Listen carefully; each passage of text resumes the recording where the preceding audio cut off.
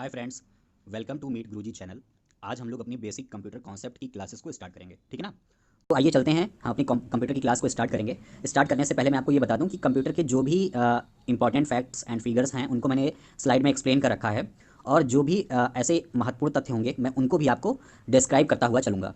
सो अगर आप इस वीडियो को देख रहे हैं तो आप कंप्यूटर के एक कंप्लीट नोट्स तैयार कर सकते हैं। जैसा कि आपको पता है आजकल सभी एग्जामों में कंप्यूटर के प्रश्न भी पूछे जाते हैं, ठीक है ना। तो आइए शुरू करते हैं आज की क्लास। सबसे पहले आप देख सकते हैं व्हाट इज़ कंप्यूटर, कंप्यूटर क्या होता है। तो जैसा कि मैं आपको बता दूं, कंप्यूटर को हम लोग हिंदी में संगणक के नाम से भी जानते हैं, ठीक है ना। कंप्यूटर को हिंदी में संगणक के नाम से जानते हैं, और कंप्यूटर एक इलेक्ट्रॉनिक मशीन होती है, जैसा कि आप देख सकते हैं electronic device operating under the control of instructions. और ये इलेक्ट्रॉनिक मशीन जो होती है दिए गए निर्देशों के आधार पर ही काम करती है, ठीक है ना। क्या करती है ये इनपुट लेती है। किससे लेती है? यूज़र से। यूज़र कौन है? हम लोग होते हैं, ठीक है ना, जो कंप्यूटर्स को चला रहे होते हैं।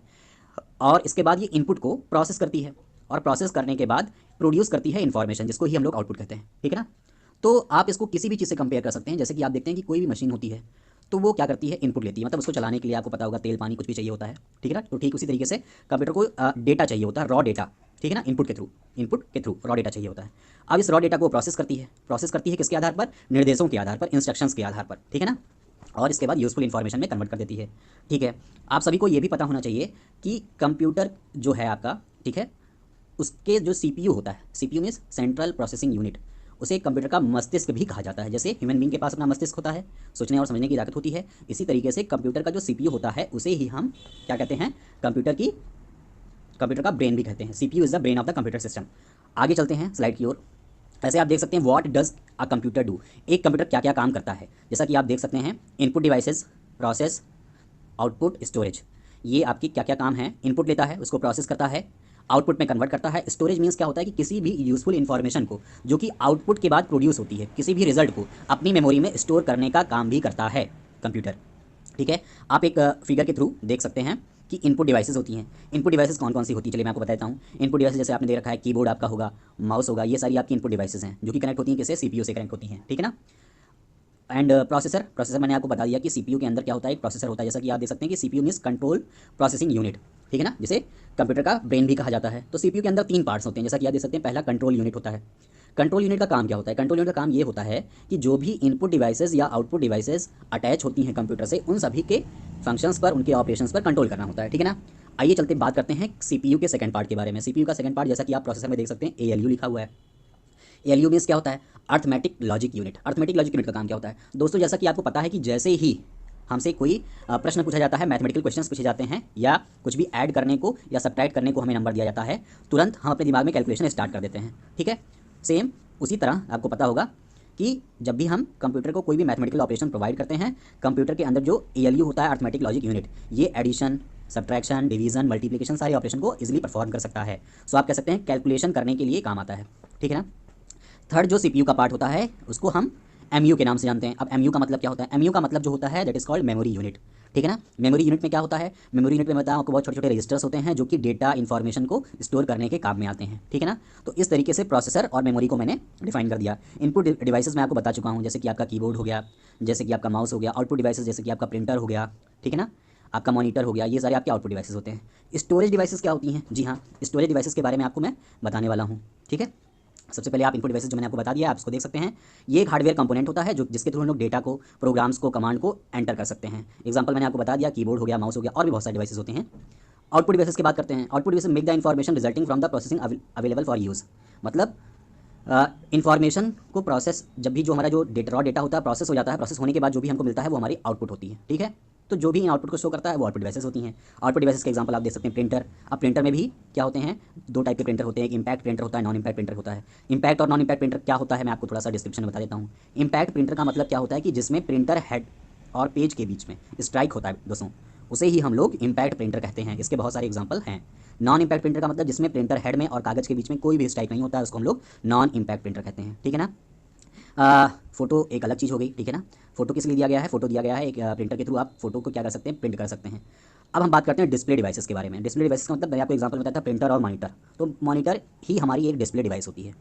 सीआरटी, जैसा कि आप देख सकते हैं कैथोड रे ट्यूब, इसका फुल फॉर्म होता है cathode ray tube, okay. LCD, CRT आप देख सकते हैं। ये पहले टीवी नुमा बॉक्स हुआ करता था, जो कि पीछे इसका भाग गोरा हुआ करता था। एलसीडी लिक्विड क्रिस्टल डिस्प्ले आप देख सकते हैं, इसका फिगर आगे की ओर बना हुआ है, ठीक है ना। आइए चलते हैं अपनी नेक्स्ट स्लाइड पे। स्टोरेज डिवाइस ये हमने कर लिया था। स्टोरेज डिवाइस की बात करते हैं, मैंने आपको बताया था। रिमूवेबल का मतलब क्या होता है, जिनको हम लोग कंप्यूटर में यूज़ कर सकते हैं, कंप्यूटर में लगा सकते हैं, अटैच कर सकते हैं, फिर उनको निकाल सकते हैं, उन्हें रिमूवेबल कहा जाता है, हटाया जा सकता है जिन्हें, ठीक है ना। तो ऐसी कौन कौन सी स्टोरेज डिवाइसेज हैं कंप्यूटर में? फ्लॉपी डिस्क होता है, ओके, डिस्क होती हैं, कॉम्पैक्ट डिस्क जिसको हम लोग सीडी के नाम से जानते हैं, CD R read rewritable RW, CD ROM, DVD digital versatile disc, ठीक है ना, इसकी कैपेसिटी कॉम्पैक्ट डिस्क से ज़्यादा होती है। जिप डिस्क होते हैं, फ्लैश ड्राइव होती है, यूएसबी ड्राइव, पेन ड्राइव वगैरह यूज़ करते हैं हम लोग। मैग्नेटिक टेप आपने देखा होगा, हम लोगों ने इस्तेमाल किया होगा गानों को सुनने के लिए। तो ये डिवाइसेस तो ऐसी डिवाइसेस होती हैं जो कि रिमूवेबल होती हैं। और ये सारी की सारी डिवाइसेस जो कि मैं आपको बता रहा हूँ, ये सारी की सारी स्टोरेज डिवाइसेस होती हैं। स्टोरेज डिवाइस का मतलब डेटा को क्या करती हैं, स्टोर करती हैं। आइए हम बात करते हैं नॉन रिमूवेबल डिस्क के बारे में। नॉन रिमूवेबल डिस्क मतलब क्या हो गया आपका, हार्ड डिस्क। जी हाँ, हार्ड डिस्क जो सीपीयू के अंदर ऑलरेडी क्या होता है, लगा हुआ होता है, ठीक है ना। हार्ड डिस्क में ही हमारा सारा डेटा होता है, वो स्टोर होता है, ठीक है ना। डेटा हमारा जो भी हम, जैसे कि आप मोबाइल को परचेज करने जाते हैं तो वहाँ पर आपकी रैम और रोम आपका होता है। रैम आपकी प्राइमरी मेमोरी हो जाती है, ठीक है ना। जो रैम आपने देखा होगा, रैम जो है 4 GB, 6 GB, 8 GB, एंड रोम आपको 64 GB, 128 GB, इस तरीके से कॉन्फ़िगरेशन आपको मिलती है। तो इस तरीके से रोम में हम लोग डेटा को परमानेंटली स्टोर कर सकते हैं, ठीक है ना। आइए बात करते हैं सिस्टम यूनिट के बारे में। सिस्टम यूनिट के बारे में मैंने आपको थोड़ा सा इन्फॉर्मेशन पहले दे दिया था कि मदरबोर्ड होता है आपका। मदरबोर्ड और system board is the main circuit board of the system unit. Motherboard पे ही सारी फंक्शनिंग होती है, सारे जो भी आप कह सकते हैं इंस्ट्रूमेंट्स होते हैं, सारे अटैच होते हैं। प्रोसेसर को हमने पहले बताया था कि सीपीयू की संज्ञा दी जाती है, सेंट्रल प्रोसेसिंग यूनिट भी कहा जाता है। और सेंट्रल प्रोसेसिंग यूनिट कह लीजिए, प्रोसेसर कह लीजिए, इसी को ही ब्रेन ऑफ द कंप्यूटर कहा जाता है, ठीक है ना। Control unit interprets the instructions, निर्देशों को कंट्रोल यूनिट क्या करता है, इंटरप्रेट करता है, ठीक है ना। आप सभी को पता है कि हम लोग हाई लेवल लैंग्वेज का इस्तेमाल करते हैं। यूज़र जो होता है वो जो कमांड देता है, इंस्ट्रक्शन देता है, वो हाई लेवल लैंग्वेज में देता है, जबकि कंप्यूटर जो होती है वो लो लेवल लैंग्वेज, जिसको हम लोग बोलते हैं मशीनी भाषा को समझती है। तो जाहिर सी बात है कि हम हाई लेवल लैंग्वेज का इस्तेमाल कर रहे हैं, कंप्यूटर लो लेवल लैंग्वेज को समझती है, तो बीच में एक ऐसा ट्रांसलेटर होता होगा जो कि हमारी हाई लेवल लैंग्वेज को कन्वर्ट कर देता होगा किसमें, लो लेवल लैंग्वेज में। आपकी जानकारी के लिए मैं बता दूं, लो लेवल लैंग्वेज या कह सकते हैं मशीन लैंग्वेज या बाइनरी लैंग्वेज, ये सारी एक ही होती है, ठीक है ना। तो इस तरीके से कंट्रोल यूनिट को इंटरप्रेट करना होता है इंस्ट्रक्शंस को लो लेवल लैंग्वेज में, ताकि कंप्यूटर उसको इजीली अंडरस्टैंड कर पाए। अर्थमेटिक लॉजिक यूनिट मैंने आपको बताया कि अर्थमेटिक प्रोसेस को कंप्लीट करने में, जैसे कि एडिशन, सब्ट्रैक्शन, मल्टीप्लिकेशन, डिवीजन, इन सबको करने के काम में आती है। मेमोरी, जैसा को मैंने आपको बताया कि रैंडम एक्सेस मेमोरी, जिसको रैम कहा जाता है, ठीक है ना। ये हमारी क्या होती है, consist of electronic components that store data, instruction and information as needed by the processor. ये हमारी क्या करती है, हमारे निर्देशों को प्रोसेस करने का काम करती है, निर्देशों के आधार पर काम करती है। आइए बात करते हैं कुछ कम्युनिकेशन डिवाइसेस के बारे में। कम्युनिकेशन डिवाइसेस का मतलब कि जिनके थ्रू हम लोग बातचीत कर सकते हैं, एक दूसरे से कनेक्ट हो सकते हैं, ये हमारी कम्युनिकेशन डिवाइसेस होती हैं। सो आप देख सकते हैं communication devices is a hardware component that enables a computer to send मतलब ट्रांसमिट कर सकते हैं डेटा, आप एक प्लेस से दूसरे प्लेस पर भेज सकते हैं, and receive instructions and information to and from one और मोर कंप्यूटर्स। तो कम्युनिकेशन डिवाइसेस एक तरीके से ऐसा हार्डवेयर होती हैं जिनका काम क्या होता है, डेटा को ट्रांसमिट करना और डेटा को रिसीव करना, ठीक है। जैसा कि हम बात करते हैं मोबाइल सिस्टम के बारे में बात करते हैं। मोबाइल सिस्टम में क्या कर सकते हैं हम लोग, डेटा को ट्रांसमिट कर सकते हैं, अगला बंदा हमको ट्रांसमिट कर सकता है, हम उसको रिसीव भी कर सकते हैं। सो मोबाइल क्या हुई, एक आपकी कम्युनिकेशन डिवाइस हो गई, ठीक है ना। तो आप देख सकते हैं कम्युनिकेशन अकर ओवर ट्रांसमिशन मीडिया, कम्युनिकेशन को परफॉर्म करने के लिए ट्रांसमिशन होना बहुत ज़रूरी है। और ये ट्रांसमिशन कैसे होता है, थ्रू टेलीफोन लाइन के थ्रू होता है, या केबल के थ्रू होता है, सेलुलर एंड रेडियो नेटवर्क्स के थ्रू होता है, सैटेलाइट के थ्रू होता है। इन ये डिवाइसेस हैं जिनके थ्रू ट्रांसमिशन होता है और कम्युनिकेशन परफॉर्म होता है। अगर दोस्तों आपको पता है कि जैसे कि आप सभी ने घर में केबल कनेक्शन ले रखा होगा, ठीक है ना। तो क्या है कि इन केबल्स के थ्रू डेटा ट्रांसमिट हो रहा है और उसे आपने टीवी पर सिग्नल के फॉर्म में रिसीव कर लेते हैं, ठीक है ना। आइए हम बात करते हैं टाइप्स ऑफ कंप्यूटर के बारे में, ठीक है ना। तो सबसे पहले मैं आपको बता दूं कि टाइप्स ऑफ कंप्यूटर की अगर हम बात करते हैं तो कंप्यूटर को दो प्रकार से विभाजित किया जा सकता है, ठीक है ना। मे भी स्लाइड में कंप्लीट इन्फॉर्मेशन नहीं है, इसलिए मैं आपको डिफाइन करता हुआ चल रहा हूँ। तो कंप्यूटर को जिन दो प्रकार से डिफाइन किया जा सकता है, उनमें जो पहला प्रकार होता है वो आपका होता है कि उनको हम फंक्शन के बेस पे, उनके वर्ग के बेस पर डिवाइड कर सकते हैं। आपको पता है कि फंक्शन के बेस पे तीन प्रकार के कंप्यूटर होते हैं। पहला जो कंप्यूटर होता है वो आपका एनालॉग कंप्यूटर होता है, ठीक है ना, एनालॉग कंप्यूटर। सेकंड जो आपका होता है that is called digital computer. ये मैं आपको बता रहा हूँ फंक्शन, या आप कह सकते हैं वर्ग के बेसिस पे, ठीक है ना, वर्ग के बेसिस पे कंप्यूटर का कैटेगराइजेशन, उनके टाइप। पहला मैंने आपको बताया एनालॉग, सेकंड मैंने आपको बताया डिजिटल, और जो थर्ड होता है एनालॉग और डिजिटल दोनों का combination that is called hybrid. तो ये तीन टाइप होते हैं, एनालॉग, डिजिटल एंड हाइब्रिड। ये कंप्यूटर के टाइप्स होते हैं, किसके बेस पे होते हैं, कंप्यूटर के दोनों टाइप्स, जो ये तीनों टाइप्स हैं वो आपके वर्क या आप कह लीजिए फंक्शन के बेस पे होते हैं, ठीक है। अब कंप्यूटर को दूसरी बार भी कैटेगराइज किया गया है, दूसरे तरीके से कैटेगराइज किया गया है, और ये कैटेगराइजेशन किसके बेसिस पे किया गया है, किसके आधार पर किया गया है, ये कैटेगराइजेशन किया गया है उनके साइज के आधार पर और उनके पर सेकेंड इंस्ट्रक्शंस को एग्जीक्यूट करने के आधार पर, उनकी स्पीड के आधार पर, ठीक है ना। साइज के बेस पर अगर मैं बात करता हूँ तो आप देख सकते हैं कि सबसे छोटा जो कंप्यूटर होता है that is called micro computer, फिर आपका आता है मिनी कंप्यूटर सेकंड नंबर पे, थर्ड पे आपका आता है मेन फ्रेम कंप्यूटर, और चौथे पे आपका आता है सुपर कंप्यूटर, जी हाँ। सुपर कंप्यूटर जो होता है सबसे शक्तिशाली कंप्यूटर होता है, और सबसे छोटा कंप्यूटर जो होता है हमारा वो माइक्रो कंप्यूटर्स होता है। माइक्रो कंप्यूटर्स में आप कह सकते हैं हैंड हेल्ड डिवाइसेस आ गए, मोबाइल फोन्स वगैरह आ गए, जो हम लोग इस्तेमाल करते हैं ना। मिनी कंप्यूटर में आपके पर्सनल कंप्यूटर आ गए, लैपटॉप्स आ गए, ये आपके मिनी कंप्यूटर में आते हैं। मेन फ्रेम में जो होते हैं कंप्यूटर्स जो कि आपके सर्वर वगैरह की तरीके से इस्तेमाल किए जाते हैं ऑफिस में, ऑर्गेनाइजेशंस वगैरह में। और सुपर कंप्यूटर का काम जो होता है वो मिलियन इंस्ट्रक्शंस को पर सेकंड एग्जीक्यूट कर सकता है, बहुत ही शक्तिशाली होता है। ये साइज में भी काफ़ी बड़ा होता है, और इसकी भंडारण क्षमता भी, या कह सकते हैं स्टोरेज पावर भी बहुत ज़्यादा होती है दोस्तों, ठीक है ना। आइए चलते हैं नेक्स्ट टॉपिक जो कि होता है आपका कंप्यूटर सॉफ्टवेयर। तो जब भी आपने कंप्यूटर पढ़ रखा होगा तो कंप्यूटर में आपने दो चीज़ें पढ़ रखी हैं, हार्डवेयर एंड सॉफ्टवेयर। तो मैं आपको बताता हूँ कि हार्डवेयर क्या होता है। Physical component of a computer system is known as hardware. कोई भी फिजिकल कंपोनेंट जो कि कंप्यूटर में हम देखा जा सकता है, उसको टच कर सकते हैं हम, तो वो हमारा हार्डवेयर कहलाता है। जैसे कि एग्जांपल मैं आपको बता दूं कि आपका कीबोर्ड हो गया, माउस हो गया, मॉनिटर हो गया, सीपीयू हो गया, ठीक है ना। तो ये सारे क्या कहलाते हैं, प्रिंटर हो गया, ये सारे आपके क्या हैं, एग्जाम्पल हैं दोस्तों हार्डवेयर के। अब हम बात करते हैं कि सॉफ्टवेयर कंपोनेंट क्या होता है। सॉफ्टवेयर क्या होता है, तो सॉफ्टवेयर जो होता है वो फिजिकल कंपोनेंट से अलग होता है। आप इसको टच नहीं कर सकते हैं, ठीक है ना। और आप ये कह सकते हैं combination of group of program is known as software, ठीक है। प्रोग्राम का जो ग्रुप्स होता है वो क्या कहलाता है, आपका सॉफ्टवेयर कहलाता है। जैसे कि आप देख सकते हैं एग्जांपल में, software system software consist of program to control the operation of computer equipment, ठीक है ना। कंप्यूटर में जितने भी इक्विपमेंट्स होते हैं उनके ऑपरेशन को कंट्रोल करने के लिए क्या चाहिए होता है, सॉफ्टवेयर चाहिए होता है। और सॉफ्टवेयर कंसिस्ट करता है क्या, वेरियस प्रोग्राम्स को, ठीक है ना। आगे चलकर हम लोग ये भी देखेंगे कि हमारे जो सॉफ्टवेयर होते हैं उनका दो तरीके से कैटेगराइजेशन किया गया है, application software and system software, ठीक है ना। सो जैसा कि आप देख सकते हैं कि कंप्यूटर सॉफ्टवेयर में जो हम सिस्टम सॉफ्टवेयर के बारे में अगर बात करेंगे तो ऑपरेटिंग सिस्टम, जी हाँ दोस्तों, जैसा कि आपने देखा होगा कि विंडोज़ का हो गया आपका, विंडोज़ एक्सपी हो गया, विंडोज़ 7 हो गया, विंडोज़ 10 हो गया, या आप कह सकते हैं लाइनेक्स हो गया, यूनिक्स हो गया, ये सारे क्या हैं, ये सारे ऑपरेटिंग सिस्टम हैं। ऑपरेटिंग सिस्टम आप तरीके से कह सकते हैं कि यूज़र और हार्डवेयर के बीच में इंटरफेस का काम करता है, ठीक है ना। यूज़र और हार्डवेयर के बीच में इंटरफेस का काम करता है, मीन्स ऑपरेटिंग सिस्टम के थ्रू हम लोग कंट्रोल कर सकते हैं, ठीक है, हार्डवेयर को। नेक्स्ट हम बात करते हैं when a computer is turn on the operating system is loaded into the computer's memory from auxiliary storage, a process is called booting. जी हाँ, अब बूटिंग भी आपने सुन रखा हो कि बूटिंग का काम क्या होता है। बेसिकली आपको पता है कि कंप्यूटर में बहुत सारा डेटा स्टोर होता है, ऑपरेटिंग सिस्टम क्या करता है, असिस्ट करता है। क्या असिस्ट करता है दोस्तों, ऑपरेटिंग सिस्टम का काम ये होता है कि वो जब भी बूटिंग के दौरान, मीन्स जब भी हम कंप्यूटर को ऑन करते हैं तो ऑपरेटिंग सिस्टम हमारा मेमोरी में लोड होता है। मेमोरी में लोड क्यों होता है, ये ऑपरेटिंग सिस्टम अपने आप को प्रिपेयर करता है। प्रिपेयर क्यों करता है, ताकि कंप्यूटर में जितनी भी डेटा हैं उनको वो प्रोसेस कर सके इजीली, उनके साथ कनेक्ट हो पाए, ये आपको असिस्ट कर पाए, आपको सहयोग दे पाए, आप जो भी इंस्ट्रक्शंस देंगे उसके अकॉर्डिंग काम कर पाए। और वो काम कब कर पाएगा, जब वो प्रिपेयर रहेगा। और प्रिपेयर कब रहेगा, जब वो मेमोरी में पहले से आकर लोड हो जाएगा। लोड क्यों हो रहा है, ताकि वो सारे डेटा के साथ क्या कर सके, एक कनेक्शन इस्टेब्लिश कर सके, कि डेटा की जब भी आपको नीड हो या जब भी आप इंस्ट्रक्शंस कोई प्रोवाइड करें तो वो क्या करे, आपके सामने उस डेटा को प्रोसेस करके सामने रख दे। इसी प्रोसेस को हम लोग क्या बोलते हैं, बूटिंग। आई होप आपको समझ में आ गया होगा। नेक्स्ट है आपका most computers use an operating system that has a graphical user interface. Operating system दो इंटरफेस पे काम करते हैं, एक आपका होता है कमांड, कमांड इंटरफेस पर काम करते हैं, एक आपका होता है ग्राफिकल यूजर इंटरफेस। आइए इसके बारे में थोड़ा सा मैं आपको बता देता हूँ। कमांड यूजर इंटरफेस में क्या होता है, ये दोस्तों थोड़ा सा यूजर फ्रेंडली नहीं होते हैं। जैसा कि आपको पता है कि as the name suggest, command user interface मतलब क्या हो गया कि आपको कोई भी टास्क परफॉर्म करने के लिए कमांड को याद रखना जरूरी होता है, जो कि ह्यूमन बींग के लिए काफ़ी टफ होता है। हम लोग किसी भी चीज़ को याद करने से बहुत ज़्यादा घबराते हैं, ठीक है ना। ग्राफिकल यूजर इंटरफेस में क्या होगा कि आपको आइकन सिंपली दिखाई पड़ेगा। कोई भी टास्क आपको परफॉर्म करना है तो आपको जस्ट सिंपल क्या करना है, आइकन पे प्रेस कर देना है। यहाँ पे आपको ऑप्शंस जो है अवेलेबल होंगे और उसी के अकॉर्डिंग अपने काम को कर सकते हैं, ठीक है ना। तो ऑपरेटिंग सिस्टम का टास्क क्या होता है, ये देख लेते हैं सब चीज़ों के बारे में। ऑपरेटिंग सिस्टम का क्या क्या काम होता है, लोड को, स्टोरेज को, प्रोग्राम के एग्जीक्यूशन को, डेटा के ट्रांसफर को, ठीक है, इन सभी को मैनेज करता है, ठीक है। मतलब आप ये कह सकते हैं प्रोसेस मैनेजमेंट का काम करता है या ऑपरेशन मैनेजमेंट का काम करता है। सेकंड है आपका फाइल मैनेजमेंट। जैसा कि आपको पता है कि फाइल हम क्रिएट कर सकते हैं, फोल्डर हम क्रिएट कर सकते हैं, फोल्डर को रीनेम कर सकते हैं, रिमूव कर सकते हैं, ठीक है ना। फाइल बना सकते हैं बहुत सारी, तो फाइल मैनेजमेंट भी इसका काम हो गया। सिस्टम की मेंटेनेंस, यस, मेंटेनेंस कैसे चेक करता है ये, जैसा कि आप अपने मोबाइल में देखते होंगे कि आप मोबाइल को क्या कर सकते हैं, आप क्लीनर होता है वहाँ पर, आप मोबाइल में जो अननेसेसरी डेटा है उसको क्लीन कर सकते हैं। मोबाइल की सिक्योरिटी उसको स्कैन कर सकते हैं, उसके सिक्योरिटी को क्या कर सकते हैं, मेंटेन कर सकते हैं, सिक्योरिटी फीचर्स को बढ़ा सकते हैं। तो ये सारे काम, डिफ्रैगमेंट हो गया, डिस्क को चेक करना, वायरस को चेक करना, मतलब सिस्टम को मेंटेन करना, एक तरीके से कह लीजिए आप। ये ऑपरेटिंग सिस्टम का एक टास्क होता है। सिस्टम की मॉनिटरिंग करना, मॉनिटरिंग का मतलब मॉनिटरिंग करना भी सिस्टम को, ठीक है, अच्छे तरीके से इसको गाइडलाइंस देना, इंस्ट्रक्शंस प्रोवाइड करना, ठीक है, ये सारे काम भी ऑपरेटिंग सिस्टम के द्वारा किए जा सकते हैं।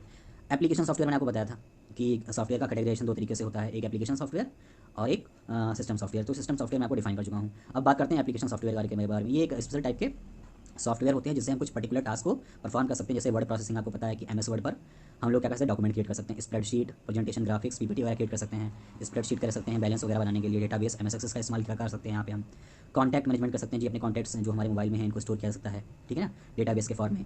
यूटिलिटी सॉफ्टवेयर भी हमारे होते हैं कुछ। यूटिलिटी सॉफ्टवेयर हमारा क्या हो गया, जैसे एंटीवायरस हो गया, डेटा बैकअप हो गया, फाइल को कंप्रेशन करना हो गया, ठीक है। ये हमारे यूटिलिटी सॉफ्टवेयर्स होते हैं, इनका हम यूटिलाइज़ करते हैं। कब यूटिलाइज़ करते हैं, वायरस एंटीवायरस का इस्तेमाल हम लोग क्या करते हैं, वायरस को डिटेक्ट करने में करते हैं, इसको रिमूव करने में करते हैं। डेटा बैकअप का यूज़ हम लोग क्यों करते हैं कि अगर डेटा हमारा लॉस हो जाए और हमने बैकअप क्रिएट कर रखा है तो हम अपने डेटा को इजीली क्या कर सकते हैं, रिस्टोर कर सकते हैं। फाइल को कंप्रेस कर सकते हैं। कंप्रेस करने का मतलब हो गया उसको, फाइल की साइज को आप डिक्रीज कर सकते हैं, ठीक है ना। आइए चलते हैं कंप्यूटर हार्डवेयर सॉफ्टवेयर, ठीक है। तो आप देख सकते हैं कंप्यूटर हार्डवेयर एंड सॉफ्टवेयर में क्या है, आपका हार्डवेयर है, सॉफ्टवेयर एप्लीकेशंस हैं, ऑपरेटिंग सिस्टम्स हैं। मतलब ऑपरेटिंग सिस्टम आप ये कह सकते दोनों तरीके से कनेक्ट होता है, हार्डवेयर और सॉफ्टवेयर से। ऑपरेटिंग सिस्टम क्या करता है, सॉफ्टवेयर एप्लीकेशंस के थ्रू किस पर कंट्रोल करता है, हार्डवेयर पर कंट्रोल करता है। आइए बात करते हैं नेटवर्क्स के बारे में। नेटवर्क्स आपको बहुत अच्छे तरीके से पता होगा कि network is the collection of computer end devices connected together so user can share the data resources. अब नेटवर्क का मतलब ये हो गया कि जब भी बहुत सारे लोग आपस में एक दूसरे से कनेक्ट होकर किसी भी डेटा को, किसी भी प्रॉपर्टी को, किसी भी फाइल को आपस में शेयरिंग करते हैं। दोस्तों होता क्या है कि जैसे कि आपने देख रखा होगा, एक रियल लाइफ एग्जांपल की मैं बात कर लूँ कि स्कूल टाइम पे क्या हुआ करता था कि हम जब भी अपना लंच लेकर जाते थे दोस्तों से, कई लोग मिलकर शेयर करके खाना खाया करते थे, ठीक है। तो नेटवर्क में यही हो गया कि बहुत सारे कंप्यूटर्स होते हैं जो कि नेटवर्क में कनेक्टेड होते हैं और उनको हम लोग नोड्स कहते हैं। और ये नोड्स आपस में एक दूसरे से प्रॉपर्ली कनेक्ट होते हैं और कनेक्ट इसलिए होते हैं ताकि वो डेटा को इसलिए क्या कर सकते हैं, शेयर कर सकते हैं, रिसोर्सेज को शेयर कर सकते हैं। अब नेटवर्क का यूज़ क्या है, जैसे कि मैं आपको बता दूं, जैसे कि सपोज मान लीजिए कि आपके पास 10 कंप्यूटर हैं लेकिन प्रिंटर केवल एक है। तो आपको पता है कि प्रिंटर बहुत कॉस्टली होता है, आप 10 कंप्यूटर पे 10 प्रिंटर तो खरीद नहीं सकते हैं। तो आप क्या कर सकते हैं, इजीली अपने प्रिंटर को शेयर कर सकते हैं इन 10 कंप्यूटर्स के साथ, ठीक है ना। तो आइए हम लोग बात कर लेते हैं दोस्तों नेटवर्क के कौन कौन से टाइप होते हैं। नेटवर्क के टाइप की अगर मैं बात करता हूँ तो नेटवर्क का जो टाइप होता है, एक टाइप और भी होता है इसमें, पैन का मतलब होता है पर्सनल एरिया नेटवर्क, जिसको कि हम लोग अपने पर्पस के लिए इस्तेमाल करते हैं। फिर लैन आपका होता है लोकल एरिया नेटवर्क, ठीक है ना। ये आपके एक लिमिटेड जियोग्राफिक एरिया, जैसे आप कर सकते हैं ऑफिस या ऑर्गेनाइजेशन में इस्तेमाल होता है, केबल के थ्रू आप इनको कनेक्ट कर सकते हैं। इसके बाद आपका होता है मैन मेट्रोपॉलिटन एरिया नेटवर्क, ठीक है। इसमें आप क्या कर सकते हैं, बिल्डिंग्स को, सेक्टर्स को आपस में कनेक्ट कर सकते हैं, उनके बीच में डेटा को ट्रांसमिट कर सकते हैं, शेयर कर सकते हैं। फिर आता है वैन क्या होता है, दो सिटीज़ को, मेट्रोपॉलिटन एरिया नेटवर्क में हम लोग दो सिटीज़ को भी कर सकते हैं, कनेक्ट कर सकते हैं। अब आइए बात करते हैं वैन की। वैन का मतलब होता है वाइड एरिया नेटवर्क। जी हाँ दोस्तों, इसका जैसा कि आप देख सकते हैं वाइड एरिया नेटवर्क का मतलब क्या हो गया, इसकी रेंज होती है कंपैरेटिवली लैन और मैन से ज़्यादा होती है, ठीक है। और हम लोग क्या कर सकते हैं, इसको स्टेट्स के बीच में कनेक्शन करने के लिए इस्तेमाल कर सकते हैं, ठीक है। डेटा को ट्रांसमिट करने के लिए बहुत बड़े वाइड रेंज की जब जरूरत होती है, वहाँ पर नेटवर्क क्रिएट करने की जरूरत होती है तो हम लोग वैन का इस्तेमाल करते हैं। नेटवर्क एंड इंटरनेट, ठीक है ना। मैं आपको ये बता दूं कुछ भी चीज़ कि जो हमारा पहला नेटवर्क था that is called ARPANET, advance research project agency network. इसको USA ने 1869 में क्रिएट किया था। चेक कर लीजिएगा आप एक बार, शायद 1869 हो या 1969 हो सकता है। सो ARPANET का मतलब हो गया आपका advance research project agency network. ये आपका पहला नेटवर्क था जो कि यूएस का एक मिलिट्री बेस्ड सिस्टम था, अपने मिलिट्री को इनमी के अटैक से बचाने के लिए, ठीक है। उन्होंने अपना पहला नेटवर्क जो है क्रिएट किया था। The world's largest network is internet. अगर हम बात करें कि दुनिया का सबसे बड़ा नेटवर्क कौन सा है, इंटरनेट है। इंटरनेट आपको पता है कि हमें इंटरनेट के थ्रू एक दूसरे से कनेक्ट रहते हैं और इंटरनेट का रिचार्ज आप सभी लोग कराते ही हैं, तो आपको पता होगा कि इंटरनेट के थ्रू कौन कौन से टास्क किए जा सकते हैं। हम घर बैठे ही the person who is sitting across the country और who is sitting in other country in foreign, we can send the data to them also. Most user connect to internet one और टू वेज। कैसे connect किया था, internet service provider इसके लिए चाहिए होता है। ISP चाहिए, जैसे हम लोग BSNL का इंटरनेट लेते हैं या रिलायंस का लेते हैं, एयरटेल का लेते हैं, ठीक है ना। ये सारे आपके इंटरनेट सर्विस प्रोवाइडर होते हैं जो हमें इंटरनेट की सुविधा प्रदान करते हैं। ऑनलाइन सर्विस प्रोवाइडर, ठीक है। ऑनलाइन सर्विस प्रोवाइडर भी हमें क्या करते हैं, ऑनलाइन सर्विस प्रोवाइडर के थ्रू हम क्या कर सकते हैं, इंटरनेट की सर्विस को क्रिएट कर सकते हैं, उसको चला सकते हैं। वर्ल्ड वाइड वेब का अगर बारे में बात करते हैं तो ये आप कह सकते हैं कि one of the more popular segment of internet is world wide web. इसको हम लोग शॉर्ट फॉर्म में वेब भी कहते हैं, या W3 means world wide web, ठीक है। तो अगर मैं आपको बात करता हूँ कि जो है वर्ल्ड वाइड वेब के फादर का नाम जो है टिम बर्नर्स-ली है, ठीक है। Web page the document that contains. अब वेबसाइट क्या होता है, वेब पेज क्या होता है, मैं आपको बता देता हूँ। वेब पेज का मतलब एक डॉक्यूमेंट हो गया सिंपली। इस डॉक्यूमेंट में आपका टेक्स्ट भी हो सकता है, ग्राफिक्स भी हो सकते हैं, एनिमेशन वगैरह, साउंड वगैरह, वीडियो वगैरह हो सकते हैं, ठीक है। हाइपर लिंक्स होते हैं। हाइपर लिंक्स मीन्स जो है किसी अदर वेब डॉक्यूमेंट के लिंक दिए गए होंगे, इन हाइपर लिंक्स पर क्लिक कर हम डायरेक्टली अदर वेब पेजेस पर जा सकते हैं, ठीक है। अब आपको पता होगा कि वेबसाइट जो होता है कलेक्शन ऑफ वेब पेजेस होते हैं। एक वेबसाइट में बहुत सारे वेब पेज हो सकते हैं और आपको पता होगा कि वेबसाइट का जो पहला पेज होता है वो आपका होम पेज भी कहलाता है। ये सारी इन्फॉर्मेशन, ठीक है ना। तो अगर हमें क्या करना है, किसी भी वेब पेज को आप कह सकते हैं या वेबसाइट को ओपन करना है, तो इसके लिए आपको चाहिए होगा वेब ब्राउज़र। वेब ब्राउज़र मैं आपको बता दूं, जैसे कि आपने आपके कंप्यूटर में या मोबाइल में आपने देखा होगा गूगल क्रोम होगा या मोजिला फायरफॉक्स होगा, internet explorer, UC browser, opera mini, तो ये सब क्या है, ये सब वेब ब्राउज़र होते हैं। इन सॉफ्टवेयर के थ्रू हम क्या कर सकते हैं, कनेक्ट हो सकते हैं, ठीक है ना। तो आइए आप बात करते हैं। Web page has a unique address और इस एड्रेस को हम लोग क्या बोलते हैं, हर वेब पेज का एक पर्टिकुलर एड्रेस होता है, जैसा कि हमारे घर का होता है, ठीक है। और इसी को हम लोग बोलते हैं यूआरएल, जिसको बोलते हैं यूनिफॉर्म रिसोर्स लोकेटर। हाइपरलिंक मैंने आपको बता ही दिया कि ये किसी अदर पेज का लिंक होता है जिस पर हम डायरेक्टली क्लिक कर जा सकते हैं, ठीक है ना। अब कुछ इंटरनेट की टर्म्स भी होती हैं, मैं आपको बता दूं क्या क्या होती है। कुकीज़, अ टेक्स्ट फाइल होती है created by a web browser, web server, sorry web browser नहीं, web server and your web browser that sits on your hard drive. Basically क्या होता है, जब भी हम सर्वर, आपको पता है कि हम क्लाइंट होते हैं और हम वेब सर्वर से कनेक्ट होते हैं वेब ब्राउजर के through.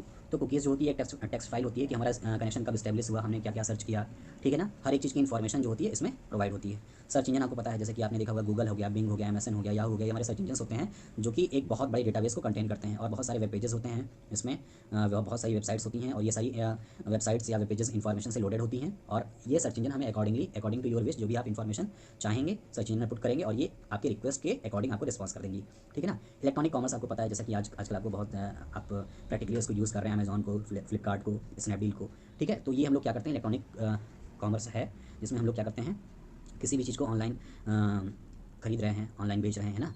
Portal, a launching point for browsing online, one of the most well known is Yahoo, ठीक है। ये पोर्टल हो गया आपका, जैसा कि आप बता रहे हैं, आप जान रहे, आप समझ रहे हैं कि launching point for browsing online, एक लॉन्च पॉइंट होता है ये, जैसा कि याहू आपने देख रखा होगा, where you can search the web. अब यहाँ पर हम चीज़ों के बारे में, पोर्टल में हम लोग बेसिकली क्या कर सकते हैं, चीज़ों के बारे में सर्च कर सकते हैं, शॉप मतलब खरीदारी कर सकते हैं, चैट बातचीत कर सकते हैं, चेक ईमेल को भी चेक कर सकते हैं, ठीक है। बिल्ड अ वेबसाइट, अपनी वेबसाइट खुद की बना सकते हैं, एंड व्यू न्यूज़ आर्टिकल, ये सारी चीज़ें जहाँ पर हम ये सारे टास्क कर सकते हैं, मतलब जहाँ पर बैठकर आप इन सारी सर्विसेज का लुत्फ उठा सकते हैं, ठीक है ना। ये सारे काम अपने कर सकते हैं, उसी को हम लोग क्या कर सकते हैं, पोर्टल कह सकते हैं। वेब ब्राउजर मैंने आपको बताया, internet explorer, Netscape, opera, UC browser मैंने आपको पहले बता रखा है।